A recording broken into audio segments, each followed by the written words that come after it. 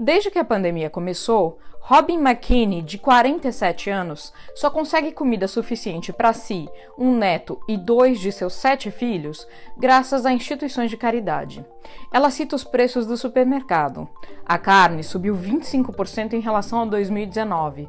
Os ovos estão 12% mais caros. I mean, it's kind of hard. They got a budget and stuff.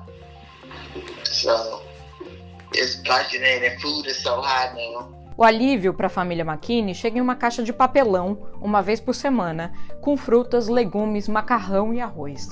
Ela conta que antes da Covid-19, só de vez em quando a família precisava recorrer a esse tipo de ajuda. Agora é toda semana. A história de McKinney se tornou a mesma de cerca de 26 milhões de adultos nos Estados Unidos depois de março desse ano. Estes são dados do Censo Americano de novembro de 2020. É isso mesmo, 26 milhões de americanos dizem não ter tido alimento suficiente pelo menos uma vez na semana anterior à pesquisa. Eram 19,5 milhões no período pré-pandemia. Eu sou Mariana Sanches, correspondente da BBC News Brasil em Washington, e nesse vídeo eu conto para vocês como no país mais rico do mundo, a fome é hoje um grave problema social. Pode parecer uma contradição, mas especialistas com quem eu conversei enumeram um conjunto de fatores que explicam o quadro. A pandemia, que já matou mais de 330 mil americanos, desembarcou em um terreno com alta desigualdade e um sistema de serviços sociais pouco robusto. Nessas condições, um número grande de pessoas que estava na margem da rede de proteção foi lançada para fora dela tão logo a doença e a recessão assolaram o território americano. Vai ser difícil que o recém-aprovado pacote de auxílio federal possa melhorar muitas coisas, e eu vou explicar o porquê. Segundo a Feeding America, maior organização americana de combate à fome, com 200 bancos de alimentos espalhados por todo o país, quando crianças e adolescentes são incluídos na conta, o número de pessoas em insegurança alimentar nos Estados Unidos pode chegar a 54 milhões, ou 1 em cada 6 habitantes do país. Esses dados são comparáveis apenas com o que os Estados Unidos enfrentaram durante a Grande Depressão de 1929. In 2019, food insecurity was at a low compared to the last few years. And then the pandemic hit, and the economic downturn that was associated with, everything shutting down and businesses closing and people losing their jobs and kids not being able to go to school and all of those things ushered in really crisis levels of food insecurity, unlike anything we've seen in decades. Anything that we saw during the Great Recession, where insecurity rose to, around 14, 15%. Now, depending on the survey, in March and April, estimates were some as high as 38% food insecure in the United States. O ano de 2020 encerrou um ciclo de prosperidade tanto para Robin McKinney quanto para o país dela, que tinha crescimento sustentado e pleno emprego antes da pandemia. Depois de viver na rua com 7 filhos, em 2017, McKinney conseguiu um emprego de motorista e financiamento para comprar uma casa. Atualmente, ela comemora ter mantido o emprego como agente comunitária, o que a faz estar em condição melhor que muitos de seus vizinhos desempregados no bairro mais pobre de Washington, D.C. No segundo trimestre de 2020, os Estados Unidos mergulharam em uma recessão com uma queda da economia de 32,9%. E a taxa de desemprego passou de 3,5% em fevereiro deste ano para 14,7% em abril.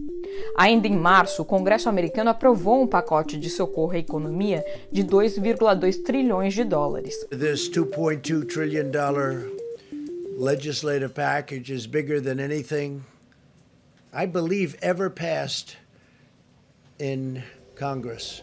A ajuda previa pagamentos individuais de $1.200 para milhões de pessoas, além de auxílio-desemprego e interrupção de cobrança de dívidas estudantis e de ordens de despejo.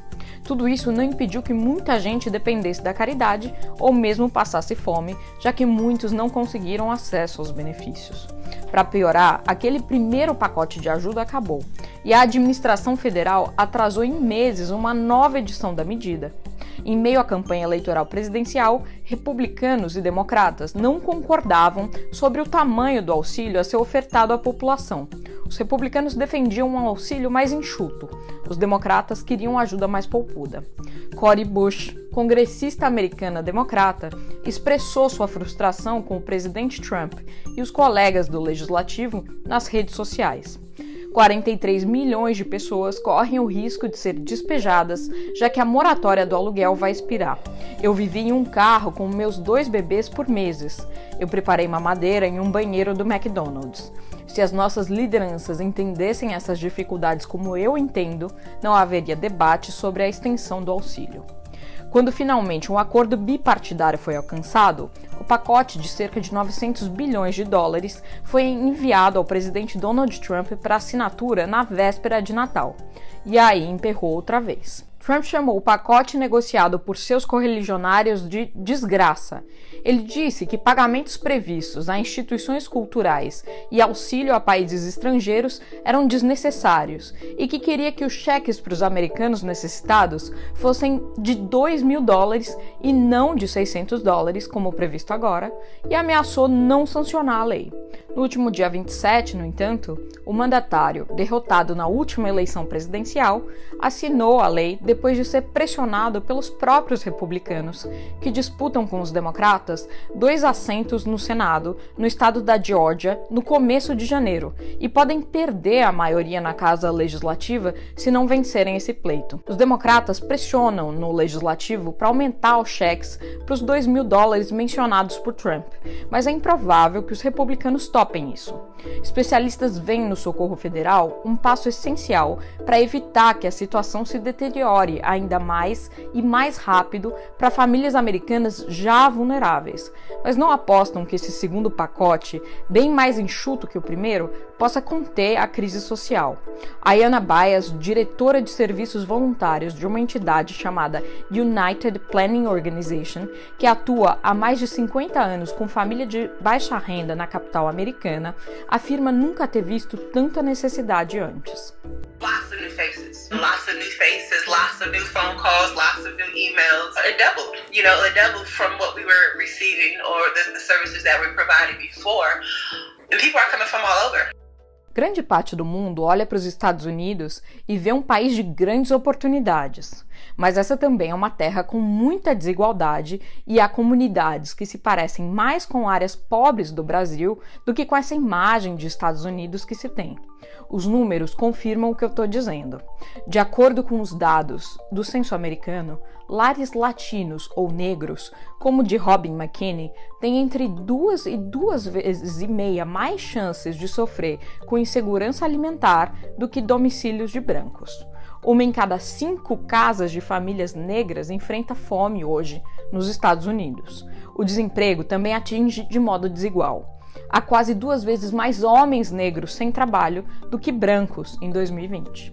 E nesse contexto, o sistema de seguridade social americano parece insuficiente. O auxílio-desemprego é um exemplo.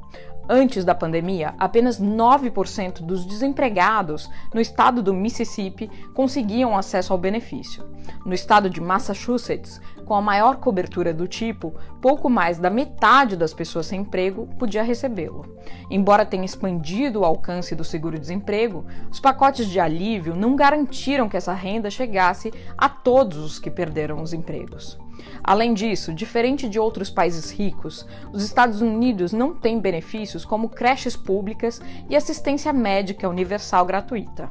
No orçamento de uma família pobre americana, o peso desses serviços esgota a renda. O principal programa de auxílio no combate à fome, popularmente conhecido como Food Stamps, ou Vale-Refeição, é uma verba destinada a famílias de baixa renda para que comprem itens como carne, vegetais e cereais. O pacote assinado por Trump no último domingo prevê que 13 bilhões de dólares irão diretamente para esse tipo de vale. Diferente do Bolsa Família, que é um programa de transferência de renda, o dinheiro do Food Stamps só pode ser usado na compra de comida, o que deixa de fora uma série de necessidades que famílias pobres podem ter em relação a outros itens. By the time you calculate rent, you calculate utilities, you calculate food expenses, and just any other, I guess, necessity, which could be health insurance, you know, in addition to the gimme, I want from your kids. So even as an everyday abiding citizen that goes out and works daily, could be a challenge just to put food on the table, because there's always a need. To even have a savings is unreal. I'm not saying it can't be done, it just takes a lot of sacrifice. Diante da falta de comida, especialistas relatam os sentimentos de desespero, vergonha e tensão que tomam os lares americanos. Os Estados Unidos terão que encontrar uma saída para a equação que os faz tão ricos e tão pobres ao mesmo tempo. É isso, pessoal. Até a próxima. Tchau!